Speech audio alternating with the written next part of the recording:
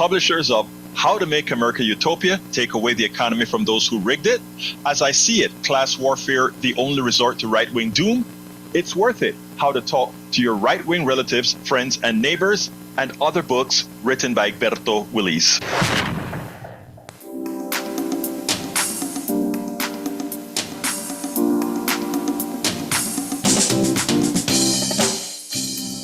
Welcome to Politics Done Right. My name is Egberto Willis, your host. Good morning, Houston. Good morning, Harris County. Good morning to the great state of Texas. Good morning to the United States of America. And of course, good morning to the entire world receiving our signals via the magic of El Internet, formerly known as ARPANET, created by whom again? Created by we the people. Created by we the people. Anyway, folks, we are going to have a great show for you today. We are going to have a great show for you today. Anyway, how's the studio doing this morning? We're doing good. I'm hearing your voice. It doesn't sound like you're doing too great. Well, you know how that goes. I've had a cold for Yeah. the last week, but then again, we are also celebrating the Panamanian, what should I say, a Panamanian weekend of veterans who supported this country, and we've been having, a gala. I was the MC, so I did a whole lot of talking there, lost my voice, Oh, and then of course yesterday was the picnic where we had all the marching. It was a tough weekend, but a happy weekend. good. Well, I'm glad it was a good one for you. Hey, Jack, what's up? Yeah, glad you got to participate in some of your own culture. Yeah. Yep. I'm gonna be putting that up on the website. Folks are gonna say, "Oh wow, we didn't know you guys do that kind of stuff." But it's gonna be fun. Anyway, how you guys doing, Jack? I heard you had a little incident. Is that anything you want to tell us about? Not much. I was just a loose dog knocked me off my bike and bit me, and the owner was he was really took responsibility for it, and he was really kept his cool even though I was angry, and I was going to press charges, but I thought a little more about what he was going through and decided not to press charges. So.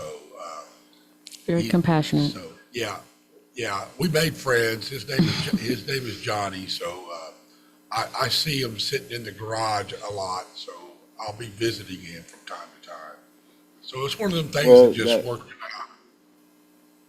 that's good. It's sad though that it had to get you a little puncture wound to do that, but it is great, and you sure show a lot of compassion by not pressing charges. I mean, these are some litigious times, and if you find a Hmm. person who's gotten bitten and isn't trying to take away everything that you own, hey, that is the kind of humanity I want to get back to. You know what I mean, Jack? That's the kind of Well, humanity thank we you. want again. I learned it. I learned this stuff from my recovery source and from you, Egberto. Oh, I appreciate that, brother. I appreciate that. But All anyway, right, Jack, let me ask you this: what are we going to talk about? Although I'm gonna get some. Anyway, what are we gonna talk about today, Jack? I'm gonna do your headlines. I'm not kind of in a writing mood right now. I took a pretty I hard can hit understand. in the ground. So, all right, the battle for America's political soul is heating up again, not just in Washington, but in the heartlands of Michigan, Maine, and beyond, as Democrats face off over whether the party should move towards a bold progressive future or cling to centrist caution. Donald Trump Donald Trump is quietly using the shadows of policy to reward his billionaire friends while millions lose their food aid. Today on Politics Done Right, we connect the dots between the political duels shaping the Democratic Party's identity and the stealth class welfare being waged through tax codes and corporate favoritism. Yes, we do, and thank you for that, Jack. Thank you for that.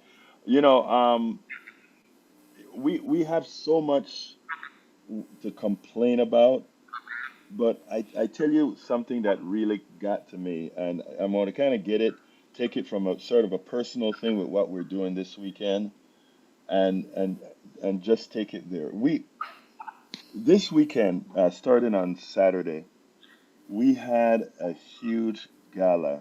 We've been working on this. Our group, led by Roberto Lewis, our group called Pantex, Panama Texas Connection Foundation. And what we did is we said we wanted to highlight for our event this year Latin Americans, because as you know, right now, the attack on the immigrant is huge from this person called the president. And they would have most Americans believe, because too often as Americans, we are not, we choose not to be well read. And they would have Americans believe, born Americans believe, that somehow there's something wrong with immigration, even though the lineage of this country is absolutely an immigrant nation. Every single person here was an immigrant at some time. With that said, what we need to do, I'm hearing that my audio may be a bit muffled, so what I'm going to try to do, and folks, I am calling in, or we are transmitting from an external source, so bear with me as we try to make things better. This is community radio, and we don't get the great equipment for remote access and all of that kind of stuff. So what I'm going to try to do right now is move to a different type of mic and see if it meets the satisfaction of Mayana and Jack. Let's see if this will meet their satisfaction any better. Is this any better, my dear brothers and sisters? Yes, yes, You can. it's a bit better. Okay, great. Okay, I am glad to hear that's the case. All right. Anyway, folks. So, as I was mentioning before, as we know, it turns out that many Americans are led to believe that the immigrant is a person coming here to take something. Reality is much different. Reality is the net positive of immigrants is huge. Immigrants provide a lot more to this country than they take out of this country.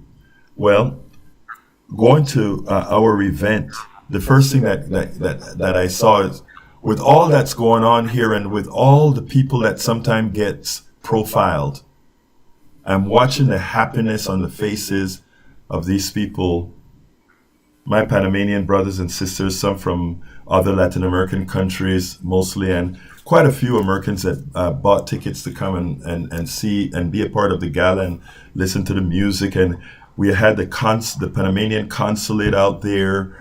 It was nice. And here is the thing. The only time Trump name came up is when one of the artists that were out there asked the question, who voted for Trump? Two people lift their hands up, and it was funny. They said, okay, you need to get out. But it was all in fun. It was all in jest. But these people, with all that's going on, were happy, having fun, productive folks in this country, doing work, necessary work, without a problem. And you ask yourself, what is the reason then? What is the reason for what Trump is doing and what ICE is doing, etc.? Control your borders, control this, control that. Brothers and sisters, let me tell you this. A lot of what you're finding in your grocery stores right now is a result of our workers being scared, whether documented or undocumented, being scared to go out there in the fields, being scared to go out there in the processing plants, and as such, all these things increasing in price. Why are they scared? Because even if they're American citizens, green card holders, or legal residents through a whatever type of a program, what is occurring right now in the United States is that these people are emergency closed. Of course, the Senate kind of look like they're trying to open the government again, but we can't find any money for certain things, but somehow we can find ways to give these different corporations another tax break. But before I get fully into that subject, I'm going to just go ahead and take the first call. Come on in, Johnny.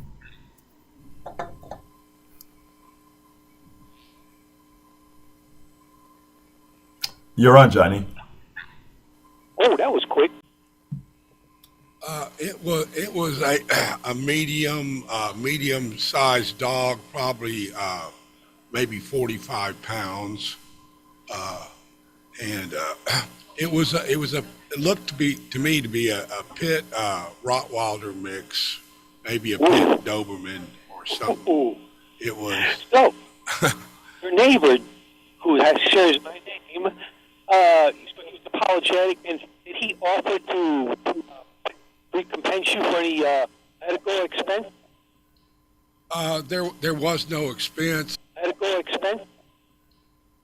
There was no expense. I doctored myself. I didn't press charges because the guy had had a warrant out and he had children. Wow.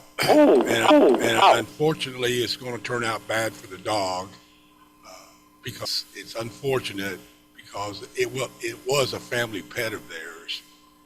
But Yeah, I've had Rottweiler, pit bull mixes, and it's really important that you raise them from very little. And if you do that, more likely not to be okay if you socialize them. But here's my final question. Do you think that dog served the purpose to cause you to meet your neighbor and maybe befriend him and maybe help him in the future? Yes. I made a friend. His name is Johnny also, and I believe that we're friends because he kept his cool so good while I was angry that it really kind of moved me. So I was going to press charges at first, but I decided not to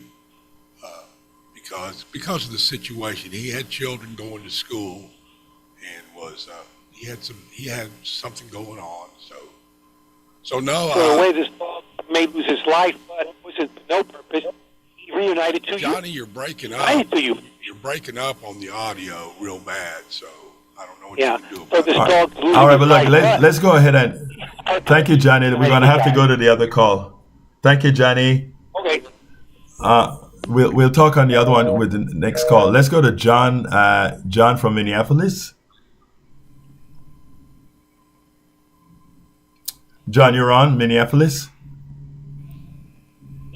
I think the elections have shown that authenticity and truth is, it just weird, and that's what this wave, this blue wave, is also capturing, and I hope that it continues. We have to keep fighting, to get the truth out.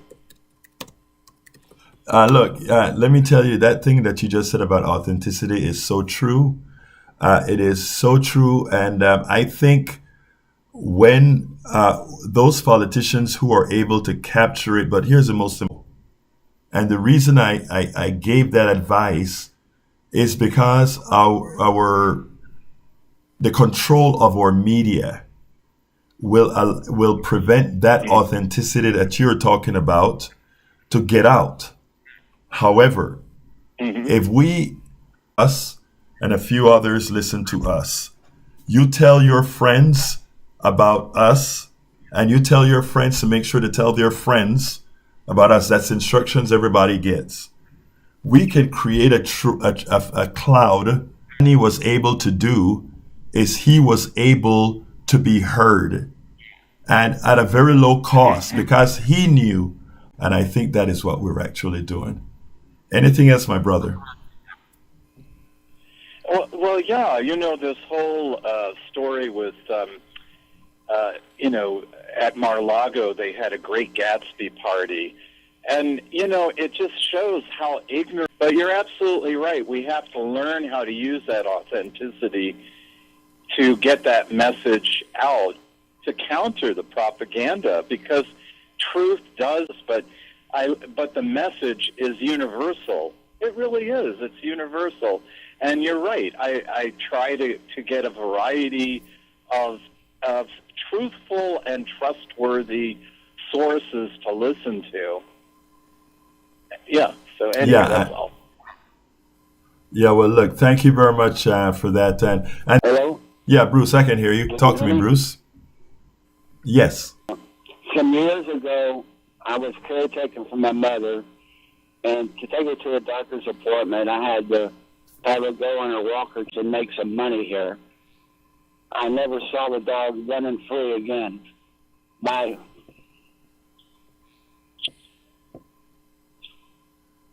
Go ahead, Bruce. Oh, I guess we lost Bruce. Our Bruce have an interesting form of comedy there. But anyway, the topic that by the way, folks, the telephone number is 713-526-5738. Again, the number is 713-526-5738. What I did, folks, is I disabled the move-in video to see if we can actually get some more throughput by doing that. So let's continue here. We couldn't find money for SNAP. We couldn't find money to pay the veterans. We couldn't find money for a whole lot of things. But somehow we could find money for giving another tax break to our corporations. Now, the article that I want to cover says Trump quietly dishes out more tax breaks to rich investors while slashing food aid for millions. And it goes as follows. The Trump administration is quietly waging an all-out regulatory war on Biden-era corporate tax that aimed to prevent large companies from dodging their tax liabilities while reporting huge profits. The Corporate Alternative Minimum Tax Act was enacted as part of the Inflation Reduction Act, Democratic legislation that former President Joe Biden signed into law in 2022. The CAMT, which is that I just spoke about, requires highly profitable U.S. corporations to pay a tax of at least 15% on their so-called book profits, the figures reported to shareholders. Now, here's that joke. They want them to pay 15% on their book profits. And the reason why they put book profits is corporations hide their money in false expenses all of the times to reduce what you call profit. So already they are under reporting their profits, and now they want to even pay less on the profits that they've made. Anyway, as the Institute on Taxation and Economic Policy has explained, many of the special breaks that corporations use to avoid taxes work by allowing companies to report profits to the IRS that are much smaller than their book profits. Corporate leaders prefer to report low profits to the IRS and high profits to the public. In other words, I want you guys to understand that one paragraph. They want most Americans to believe they're very highly profitable. So that keeps their stock prices up. But at the same time, they want to tell the IRS, oh, we didn't make all that much money, so that they don't pay any taxes. I want you to see the hypocrisy in that, right? But we'll continue. The New York Times reported Saturday that with its various tax relief provisions, the administration is now effectively adding hundreds of billions of dollars in new breaks for big business and investors on top of the trillions of dollars in tax cuts included in the Trump GOP budget law enacted over the summer. The Treasury is empowered to write rules to help the IRS carry out tax laws passed by Congress, the newspaper added, but the aggressive actions of the Trump administration raises questions about whether it is exceeding its legal authority. The administration assault on the camp has drawn scrutiny from members of Congress. In the September 8th letter, the U.S. Treasury Secretary Scott Bessent, a group a group of Democratic lawmakers and Senator Angus King warned that the administration's guidance notices create new loopholes in the corporate alternative tax for the largest and wealthiest corporations. Most troubling, notice 2025-27 issued this June allows companies to avoid paying that tax under a simplified accounting method. It's below $800 million. The lawmaker wrote, the Biden administration previously set the safe harbor threshold precisely at $500 million in its proposed camp. In effect, what they're doing is they're giving their friends a huge tax break. When they tell you they can't find the money, remember that the money is always there. The money has always been there to pay the bills. Folks, telephone number 713-526-5738. Again, the number is 713-526-5738. I'm going to go to the other subject in a minute, but I want to go ahead and check the chats, etc. I'm doing this on one simple system, but we are getting it there with what we've got here. All right, folks, as it turns out now, good morning, everyone. Okay, it's working now with just the cake picture. It's not a cake. It's a picture of the world that is burning. It is picture of the world that is burning, folks. Karen Hill says, good morning from everyone. So let me go ahead and salute Catherine Hill, Cliff from Cincy. We also have Teresa Savino. We have Marge KJ, Ellen Lilidal. Thank you for being here. And, I know some folks are going to get on my case because I did not salute those from our other chat. I sure hope you guys forgive me for that. I'm flipping between windows and windows. My big forgiveness is going to be needed here, guys. But I'm going to come to you right this minute. Okay, here's a chat. Okay. Oh, somebody hacked into our Facebook account. Now they locked it down. Anyway, we'll get that taken care of. Sorry, Facebook folks, but we do have our YouTube folks. Welcome aboard. Welcome aboard. Who is that? Udi from, I think you're from Deer Park, Udi. Welcome aboard to Politics Done Right. Thank you for being here. Thank you for being here. All right. The next subject, and let me move that over. The next subject that we want to talk is where Democrats will duel next for the party's future. As you know, we did well in New York. We did well in, when I say we, I shouldn't say we, forgive me. I should say Democrats did well in New York. Democrats did well in West Virginia. Democrats did well in, what was the other state? New Jersey. And not only did they do well, but they overperformed in these places. And why was that the case? They overperformed because of something that John spoke about. These candidates came out to be their authentic selves. Mandami came out to be the real progressive that he was. And the two governor candidates from Jersey and from Virginia did the same thing as well. They represented the people that they represented the people that they represented. And by that I mean they came out as the people who were voting for them, and that's who they are.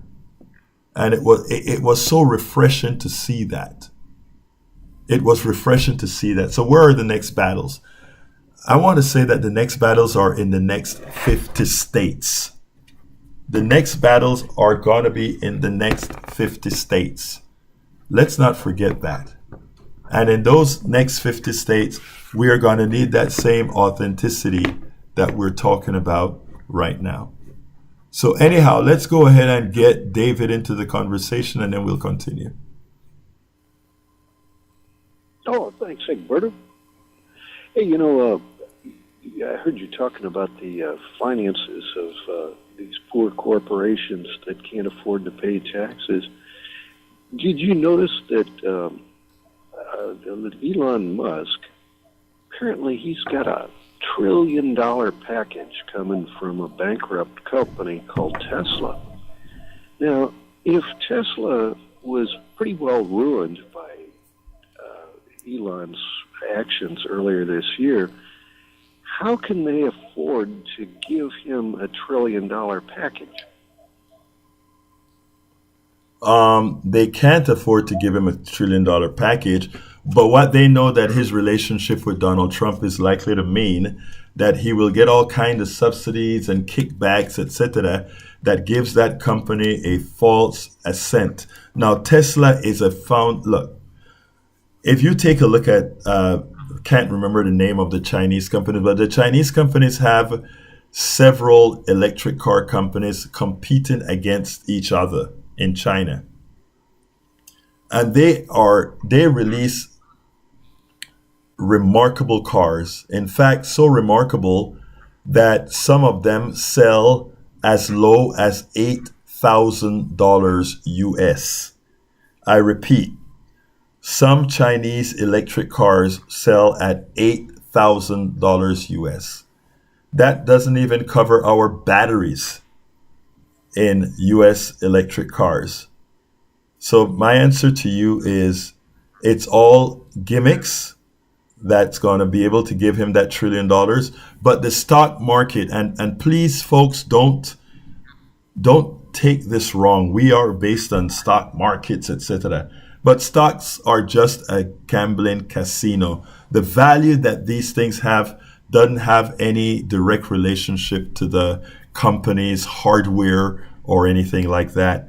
We are living on top of a huge casino, but because we have something called sovereign currency, which means we print our own money and people value the United States, that's the reason we can have pricing. But China is doing its own thing, and we can continue to pat ourselves on the back. But what they're doing with their electric industry, with their green energy industry, etc., it's running rings around what we are doing.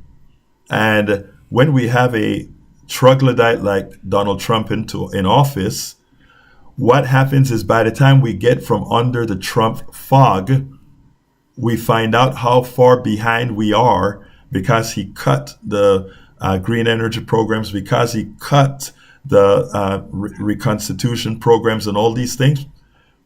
It's going to be all on us. Anyway, continue, please, David.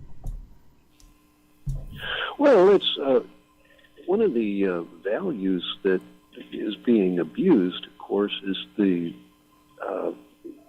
if you look at the penny, just the other day, well, actually, it was on Lincoln's birthday.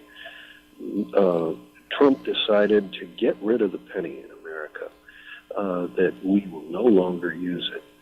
And we still got millions and millions of them floating around. I'm suggesting that we can make a penny worth more than a Bitcoin. And if we were to look at the value of a penny as a symbol, that it's a project done, you'd find a person that has a project to do, and you fulfill that project, they hand you a penny. You've got like a little sack of pennies hanging around your neck for showing how many projects you've gotten done for the neighborhood or for the region or for the town. And those, instead of it counting as a one, it counts as a project done. You might fix somebody's roof, you might fix their transmission, but the payment is a symbol, a penny, a job done. And since Lincoln was the first Republican, and he was proudly on the most common denominator used in America, And Donald Trump no longer wants to use anything about Lincoln. He rudely got rid of the penny on Lincoln's birthday. So he is totally insulting the Republican Party by getting rid of the penny on that day. And this is a way that we can get even with Donald Trump by starting to look at the value of a job done as opposed to the phony numbers that those guys come up with, that Elon Well, is you know, worth $1 trillion. I tell you, So we can David, take write a Bitcoin little. zero and make a penny a job done. Hey, I like your idea, David. Write it up as a blog, throw it up as an essay, and throw it into the public space. It may get some traction. All right, brother?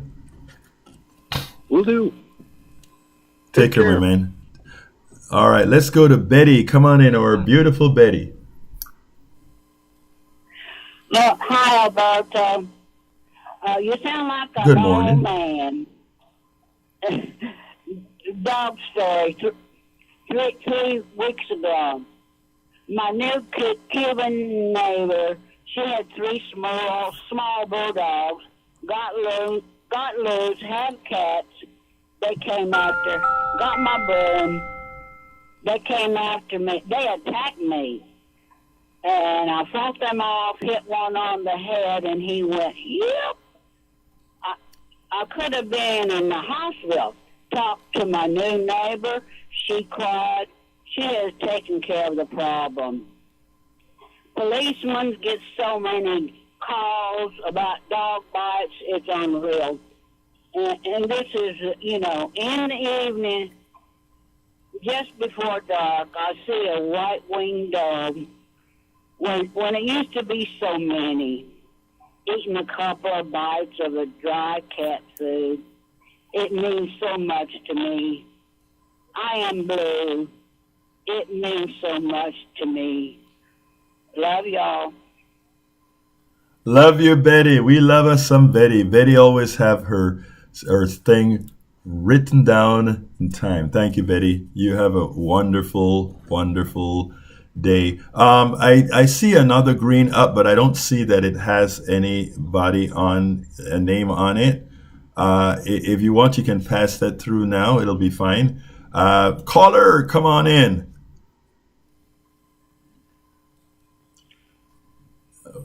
Go ahead. Whoever is on, speak.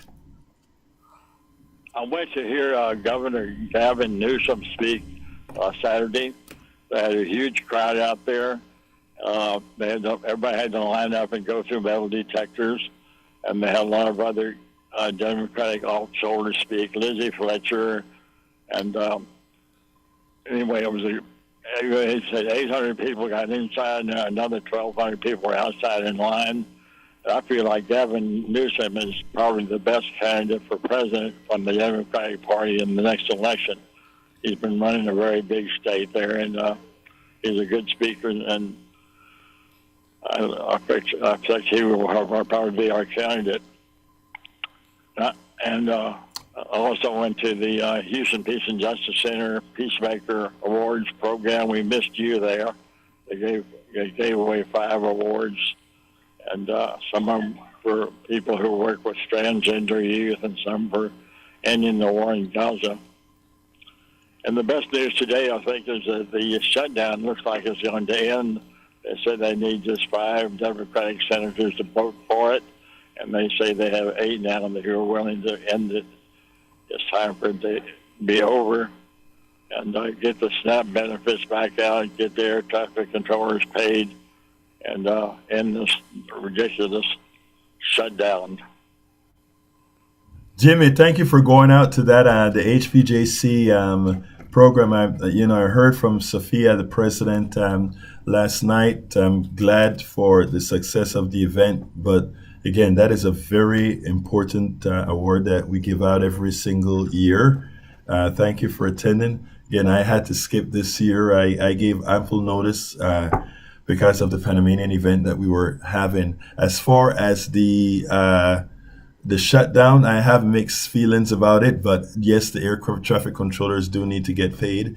Yes, the SNAP benefits need to get paid. I am with you on that. Now, look, we have a lot. What was your first topic? I forgot. The first thing that you mentioned. Oh, you went to see Gavin Newsom. Gavin Newsom. Yeah, Gavin Newsom. He will be a compelling candidate. To some progressives who are looking for purity, I have one statement to make. I don't think there is a progressive more progressive than I am. I don't think there's a lefty in our line more lefty than I am. I am not giving anybody any litmus tests in order to save our democracy. I am going to get the best person that I think, or when I say I will be voting for the best person I think will get the job done. And I will then try, after we get the job done by removing the danger from office, I will then try my best to, just as we activate to get the worst out of office, we have to activate to ensure that who's in office is going to support all of us. So that's where we're at. Thank you, Jimmy, for all the work that you do, and thank you for doing. I mean, you went to two very important events this weekend. You really did your civic duty, brother. Yeah, I enjoy the activity and seeing all the good Democrats out there Saturday, and it was very enjoyable to be at both of those events. Well, thank you. You have a wonderful rest of your day, Jimmy. Thank you, Egberto. Keep up the good work on the KPFT. Thank you, my brother. Appreciate you and appreciate your support. Anyway, folks, I like that that Jimmy brought up that he went to see Gavin Newsom. I believe when you're looking for certain offices, you really need to earn it, right? I remember when Obama was running and a lot of people asked, what did Obama do? It's not his turn. What did he do? And then when people say he was a community organizer, some people scoffed. A community organizer? Let me tell you something. When it comes to politics, community organizers, activists, these kinds of people are so important to society. And I can't really point out the amount of the respect that I have for these people who interact with people. You go around Houston and watch all the community organizers that are out there. Some of them later on will have political aspirations. The act of dealing with people in the community tells me all that I need to know about you. I'm going to continue with this after Donald. Come on in, Donald. Good morning. Hey, good morning, my brother. Jack is pretty tough and salty, but in a movie, Chuck Norris was bitten by a cobra, and it took the cobra 4 days to die. So Jack better keep an eye on that dog. I hope he's feeling better. That's it. Yeah, Jack, think about what Jack, I want you to, for anybody that just joining us, Jack got bitten by a dog while he was riding his bike. He's very upset. He goes ahead, he talks to the owner of the dog while very upset. The owner kept his calm because, the owner was in the wrong, right? That dog shouldn't have been ready to bite anybody. But that owner also had some problems. Jack's humanity. Jack decided, I am not going to press charges. I'm not going to make a big thing out of this. I'm not going to call the cops. I'm not going to do any of this. Because I understand that the hurt that's going to come onto that guy because of what his dog, not what he did specifically, his dog did to me, can have a material influence on that guy but even more importantly, what it's going to do with its kids. What Jack did wasn't some simple task, folks. My daughter went into an intersection. She didn't see a car, and that car hit her. My daughter. I talk about her all the time. She's disabled. That person that hit my daughter went after my daughter, who's had 2 strokes, who's had all kinds of stuff. I mean, she simply didn't see the woman, and she wanted to rub the cop. When we went to court, and the DA wants to just dismiss the case, she's like, no. She went into a material.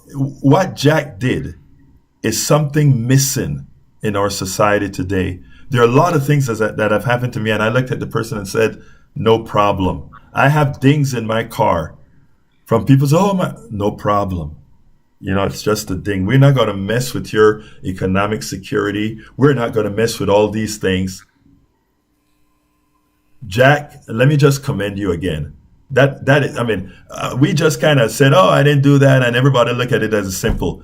For what's occurring in society today, that's a damn huge thing that you did there. Donald, finish up. Oh no, that's it. I'm sitting on the side of the road right now waiting for road service because somebody stole all my chrome and everything off my rims, but they also loosened my lugs because they were going to steal the rims. I drove, got about 35 miles down the road, and my rims are coming off. So it's just what we got to deal with. Well, sorry about your malefics, my brother. Sorry about your malefics, okay? No, you take care. Talk to you later. Talk to you later, brother. Let's go to Anthony. Come on in, Anthony. Hey, good morning, Roberto. Thank you for your good morning, sir. You all volunteers. Hey, thank you, brother. It's crazy to me. I want to talk about how this penny has been minimized in view. Do you realize 1 million pennies is $10,000? Now tell me what company will give away a million pennies to anybody on a consistent basis? So when we don't use pennies, the prices of items we buy go up from 1 cent to 4 cents. Because if you round up to the nickels or don't give people back 4 pennies or right. I see what you're saying. Yeah, thousands and thousands and thousands of dollars. Exactly. People just throw them away and they don't think about it as a whole of how many pennies these companies are really keeping. Yeah, I see your point. I never looked at it that way. 1% to 4%. I see your point. I never looked at it from that direction, but I see your point. Anything else, my brother Anthony? That's it, man. Thanks for your platform and keep up the great work you're doing.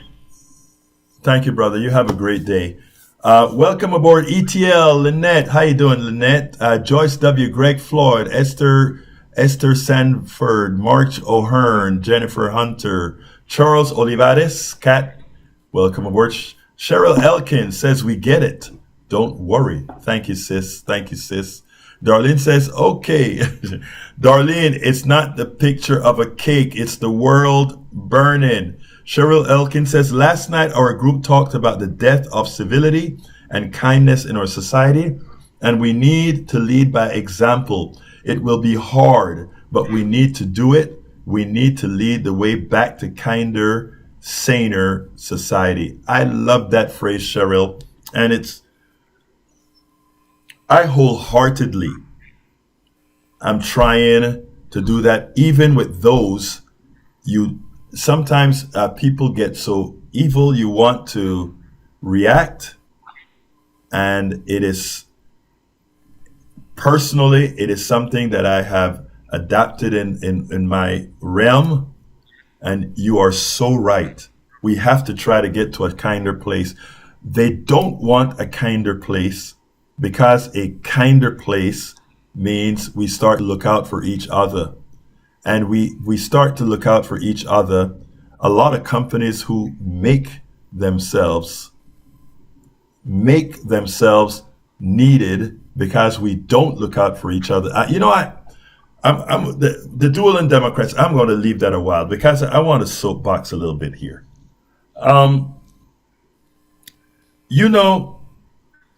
We a lot of times we sit back and wonder why the hell things are the way they are. And they are the way they are because this is what they planted. This is the virus they threw into us. Back where I'm from, kids stay home until they get married, right? Most of the times, or that's how it used to be. I may go back to Panama and find out that they completely changed the damn culture in Panama City. But I know in the interior, I was even speaking to a woman from the interior of Panama. All of that still behaves the same out there. But and when your parents got old, and they could no longer function, there was a room that was on the first floor that you were able to have there to take care of the person, your mother, father, whatever, and kids took different turns. I mean, it just worked. It was like a form of society, the way society works. That's how it used to be. But remember, doing that, you can get a lot of other businesses if you convince people that, first of all, rugged individualism means as soon as you turn 18, you go fend for yourself, you get an apartment, you get a car, you get all these things, which means you're going to purchase a whole lot more. You're going to need another building, another house, and corporations are all there to profit from all that stuff. That unnecessary spending, right?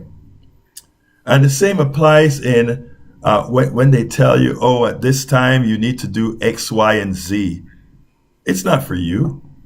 It's because if you are doing X, Y, and Z, if you move out at 18, more buildings have to get built. If you get rid of the public transportation, more cars have to get built. If you get rid of, and it's all a calculated thing that we think we're in control. Well, we can take back control.